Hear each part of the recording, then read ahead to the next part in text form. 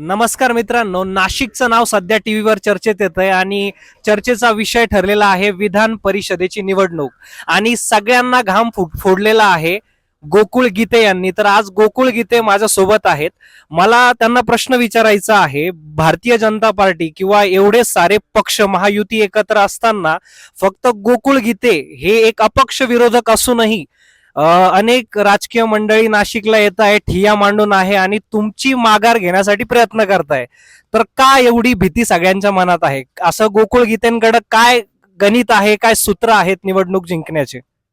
हे बघा, आपल्या भारतीय लोकशाहीमध्ये विरोधक हे सुद्धा सक्षम पाहिजे आणि माझ्यासारखा एक सक्षम विरोधक त्या ठिकाणी या प्रतिस्पर्धी उमेदवाराला लाभलाय. त्यामुळे या निवडणुकीला ही रंगत आलेली आहे. ज्यावेळेस एखादा नेता किंवा एखादा प्रतिनिधी ज्यावेळेस तो त्याच्या कार्यकाळामध्ये काम करण्यामध्ये सपशेल अपयशी होतो, त्यावेळेस निवडणूक लोकही स्वतः हातात घेतात आणि त्याच प्रकारची सध्या ही परिस्थिती लोकांनी निवडणूक स्वतः हातात घेतलेली आहे मतदारसंघातल्या मतदारांनी. त्यामुळे या निवडणुकीला एवढं महत्व आलेलं आहे आणि त्या ठिकाणी मी जरी अपक्ष उमेदवार असलो तरी मला खात्री आहे का महायुतीकडे किती पण मतदान असू द्या, पण त्या महायुतीतले मतदार हे वैचारिक त्यांचे विचार चांगले आहे आणि त्या ठिकाणी गोकुळ गीतेसारख्या एका नौक्या पण काम करणाऱ्या माणसाला ते नक्कीच या मतदारसंघात संधी देतील अशी मला अपेक्षा आहे.